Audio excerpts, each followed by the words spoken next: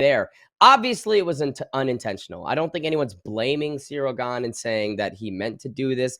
I will say there were multiple instances in this fight where he stretches his hands out onto Tom Aspinall's face, right? I think that the double eye poke, the ending sequence, was maybe the second or third time, but he did it in multiple sequences, was warned on 2 occasions, and nothing occurred outside of this main event being ruined, completely ruined. And I just, I think that it's so frustrating, the fallout from this, because not only do we not get a satisfying end to a pay-per-view and a new, or not a new champion. Tom was the undisputed, but this was supposed to really kickstart his reign, be the legit beginning of his reign as the undisputed champ. Now we don't have that, right? And unfortunately, what we do have is hundreds, if not thousands, of fans blaming Tom Aspinall.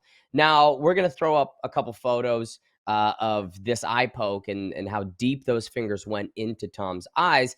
And I just want you to take a second and look at that, right? That's in live action, a 265-pound, around that weight man sticking both of his fingers directly into Tom Aspinall's eyes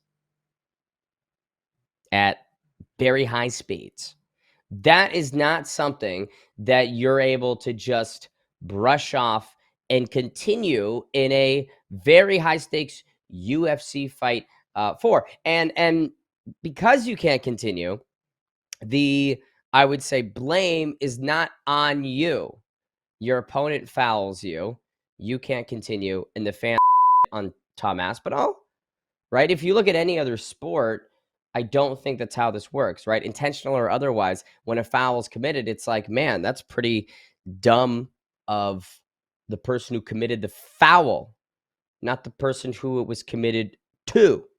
So I think this sport, this fan base, needs just a little bit of a redirection in that regard, because it's disgusting seeing the rhetoric thrown at Tom Aspinall when he, of all people, doesn't deserve it. This guy trained probably, I don't know what the fight camp looked like for him, but guys, it's been years. He had 60 seconds of competition last year. He's had a long time on the shelf waiting for this opportunity, wanting it to occur. And you think he's going to quit? You think that if there was not a legitimate reason for Tom Aspinall to not continue, he would just quit? That doesn't make any sense to me, gang. And Dana White's response to it only adds to that fire. So Dana White hops on the microphone at the post-fight press conference and decides to say, I'm going to paraphrase just a little bit, but basically fueled the flames of people on Tom Aspinall by saying that, oh, Tom, didn't want to continue.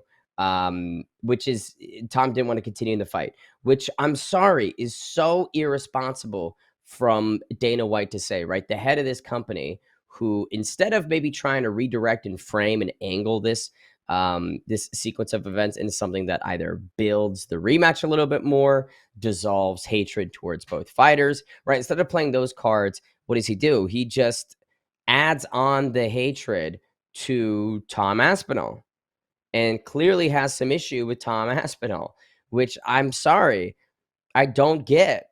The only person that I feel is capable of issuing a credentialed opinion is Tom Aspinall.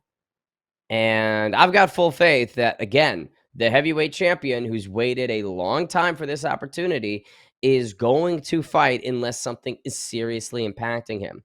Anyone else's opinion is irrelevant. And for Dana White to just layer and compound this negativity and this toxicity towards Tom in a moment, right? In a moment where he's probably not feeling too hot. Can't imagine that Tom Aspinall's on top of the moon. Can't imagine that Tom Aspinall went to the back, went to the eye doctors, and is feeling fantastic about himself.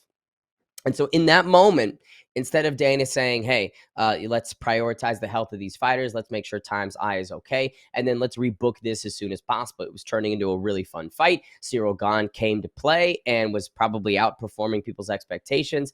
Can't wait for the rematch. Instead of doing that, he furthers the vitriol towards his still heavyweight champion. So it just, everything about it leaves such a bad taste in my mouth. And again, this all results in the fans having a complete civil war over whether or not Tom was able to continue. Pokegate.